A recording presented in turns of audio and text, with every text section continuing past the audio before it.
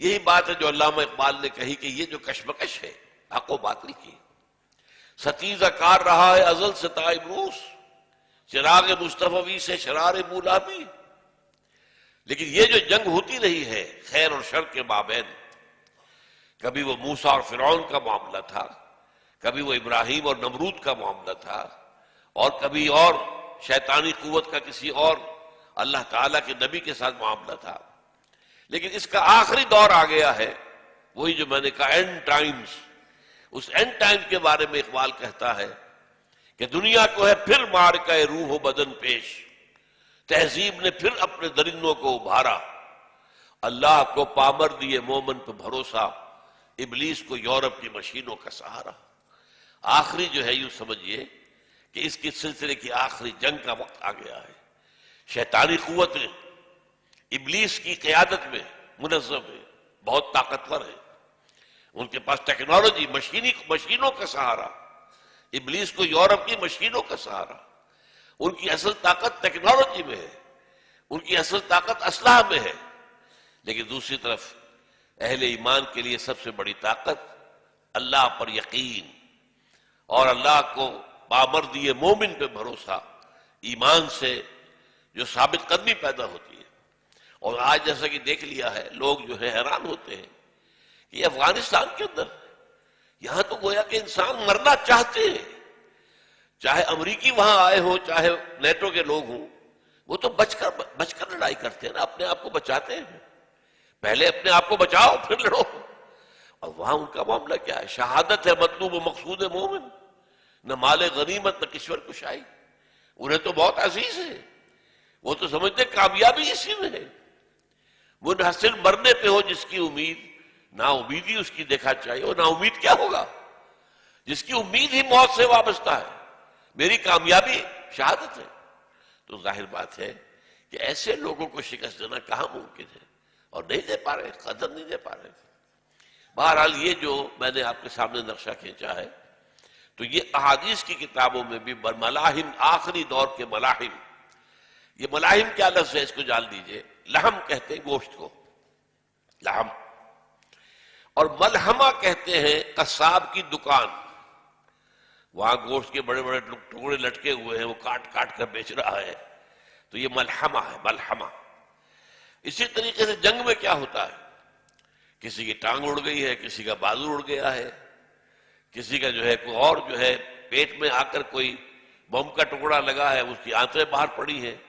تو گویا کہ لوگوں کا قیمہ ہوتا ہے جنگ کے اندر. اور آج کل تو آپ کو معلوم ہے جو خود کش ہو رہے ہیں دھماکے، ان میں تو اعضاء بکھر گئے ہوتے، پتہ ہی نہیں چلتا کس کا یہ عضو ہے، یہ ٹانگ کس کی ہے، یہ ہاتھ کس کا ہے، اور یہ سر کس کا ہے، پتہ ہی نہیں چلتا. تو بہرحال یہ ملحمہ کہلاتا ہے جنگ. تو کتاب الملاحم کا جیسا کہ میں نے عرض کیا کہ اس میں جو ہے وہ بہت سے دور ہیں، اور جو واقعات آئے ہیں احادیث کے اندر، ان میں ترتیب قائم کرنا بہت مشکل ہے. کیا پہلے ہوگا، پھر کیا ہوگا، پھر کیا ہوگا. انڈیویجول واقعات جو احادیث میں آئے ان پر تو ہمیں یقین ہے کہ ہوگا، جو حضور نے خبر دی ہے. وہ صادق المصدوق، آپ سچے ہیں، آپ کی سچائی پر اللہ گواہ ہے. لیکن یہ کہ کون سا واقعہ پہلے ہوگا، کون سا اس کے بعد ہوگا، کون سا اس کے بعد ہوگا، یہ احادیث کی کتابوں سے معلوم نہیں ہوتا. لہذا اس ضمن میں ایک بہت اہم کتاب لکھی تھی شاہ ولی اللہ دہلوی رحمۃ اللہ علیہ کے فرزند رشید شاہ رفیع الدین نے، علامات قیامت. اس میں ان جنگوں کا سلسلہ بیان کیا، پہلے یہ ہوگا، پھر یہ ہوگا، پھر یہ ہوگا، پھر یہ ہوگا، پھر یہ ہوگا. بہرحال ان کے اپنے اندازے کے مطابق ہو سکتا ہے انہیں کچھ کشفی معلومات بھی حاصل ہوئی ہوں کشف کے ذریعے سے. پھر بھی میں سمجھتا ہوں کہ پوری یقین کے بات ہم نہیں کہہ سکتے. مولانا اشرف علی تھانوی رحمۃ اللہ علیہ نے ان کی جو بڑی عوامی ایک تصنیف ہے اور بہت ہی مفید، بہشتی زیور. کسی زمانے میں کوئی گھر نہیں ہوتا تھا جس میں بہشتی زیور موجود نہ ہو. خواتین کی تعلیم کا بہترین نظام، وہ گھر میں بیٹھے ہوئے پڑھیں اور پوری دین کی تعلیم جو ہے بہشتی زیور کے ذریعے سے حاصل کر لیں. اس میں مولانا تھانوی رحمۃ اللہ علیہ نے بھی پھر یہ ان جنگوں کے بیانات کیے ہیں اسی اور شاہ رفیع الدین صاحب کی کتاب سے لے کر. بہرحال میں نے بھی اس کو سامنے رکھا ہے. اس کے بعد جو میں عرض کر رہا ہوں وہ یہ ہے کہ اس میں دو ادوار جو آنے ہیں، ان میں پہلے دور میں تو مسلمانوں کی بڑی زبردست شکست ہے. بہت نقصان، خاص طور پر اہل عرب. وہاں تو یہاں تک فرمایا گیا ویل للعرب من شر قد اقترب. عربوں کے لیے بہت بڑی ہلاکت ہے، بہت بڑی ہلاکت ہے، بہت بڑی ہلاکت ہے اس شر کی وجہ سے جو قریب آ چکا.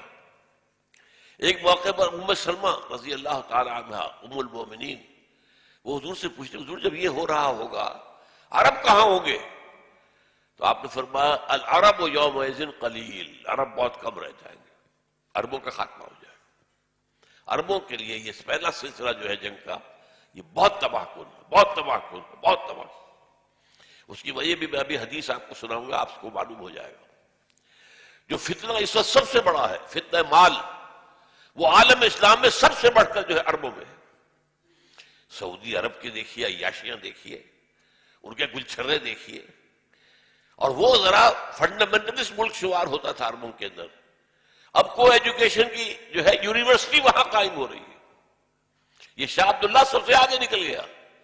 ہم تو فہد کو سمجھتے تھے کہ یہ ختم ہوگی اس کی حکومت تو عبداللہ شاید کو بہتر کام کرے گا، یہ تو بہت آگے نکل گیا. امریکوں کے سامنے فہد تو شاید رکوع میں تھا، یہ تو سجدے میں گر گیا. اور اس پر ایک عالم دین نے اگر احتجاج کیا ہے تو اسے فوراً وہاں سے نکال دیا گیا، برخاست کر دیا گیا. یہ ہو رہا ہے.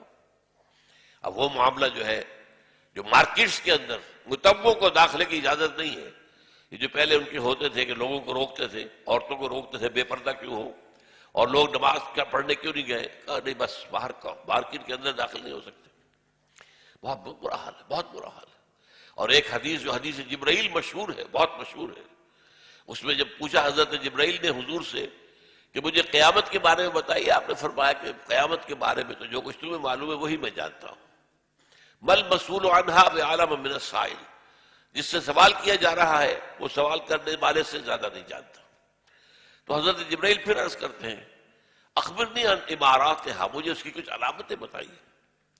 تو حضور نے 2 علامتیں بتائی. اذا تلد الامۃ ربتھا ورأیتم، ایک تو پہلی علامت کیا ہے، لونڈی اپنی مالکہ کو جنے گی. کیا مطلب ہے اس کا؟ بیٹیاں اتنی سرکش ہو جائیں گی کہ مائیں ڈریں گی ان سے، وہ گویا کہ ماؤں پر حاکم ہو جائے گی. بیٹی کو ذرا روک دوں ٹوک دوں پتہ نہیں یہ کیا بک دے گی منہ سے، کیا کہہ دے گی، لہذا خاموش رہو بہتر ہے. دنیا میں پہلے کیا ہوتا تھا کہ اولاد جو ہے والدین کے سامنے سرتابی نہیں کرتی تھی، اور اولاد میں سے خاص طور بیٹیاں تو بہت ہی یوں سمجھیے کہ فرما بردار، بہت ہی والدین کے سامنے جو ہے جھک جانے والی. لیکن معلوم ہوگا کہ بیٹیاں جو ہیں وہ مالکائیں بن جائیں گی اور مائیں جو ہیں وہ ان کی کنیزیں بن جائیں گی. یہ حال ہو جائے گا سرکشی کا. اسی طریقے سے فرمایا تم دیکھو گے کہ وہ لوگ جو بھوکے رہتے تھے، ننگے رہتے تھے، لباس نہیں تھا، جوتیاں نہیں تھی، کھانے کو کچھ نہیں تھا، وہ اونچی سے اونچی عمارتیں بنانے میں مقابلہ کریں گے ایک دوسرے کا. آج کیا ہو رہا ہے؟ 7 سٹار ہوٹل دبئی میں، دبئی ٹاور، برج دبئی دنیا کی سب سے اونچی عمارت بن رہی ہے. اس سے پہلے اور یہ کہ اب جو سعودی عرب میں عمارت بننے جا رہی ہے وہ اس سے کہیں اونچی ہے، وہ مقابلہ کر رہے ہیں. یہ دبئی جو ہے چڑیا سی، یہ کیا ہے، اس کی حیثیت کیا، یہ ہم سے آگے نکل گیا، لہذا ہم کریں گے، اب ہو رہا ہے. تو یہ جو ہے صورتحال، یہ سب سے زیادہ یہ 2 چیزیں جو ہے یہ آپ کو عربوں میں نظر آئیں گی. بہرحال میں جیسا کیس کر رہا تھا کہ ایک ہوتی ہے جنگ، ایک ہوتی ہے لڑائیاں. اب پہلی جنگ عظیم کئی سال چلی ہے، لیکن اس میں وہ مستقل جو لڑائیاں ہوتی تھی، بیٹلز. ایک ہے وار تو کئی سال لمبی چل رہی ہے، اس میں بیٹلز مختلف ہوتی ہیں جن میں سے کسی کی بہت اہمیت ہوتی ہے. تو جو جنگیں ہو رہی ہیں ملاحم، ان میں بعض بیٹلز جو ہے وہ بہت اہم ہوں گی. پہلے دور کی ایک جنگ کے بارے میں حضور کے الفاظ کیا ہیں؟ حضرت معاذ بن جبل رضی اللہ تعالیٰ عنہ سے مروی روایات ہیں. ان میں سے ایک میں جو سنن ابی داؤد میں بھی ہے اور جامع ترمذی میں بھی ہے، حضور نے اس جنگ کو قرار دیا الملحمۃ العظمی. یہ عظمی کیا ہے؟ اعظم کا مؤنث ہے. اعظم سب سے بڑا، عظمی سب سے بڑی. چونکہ یہ حرب جو ہے الملحمہ یہ مؤنث ہے، لہذا اس کے لیے مؤنث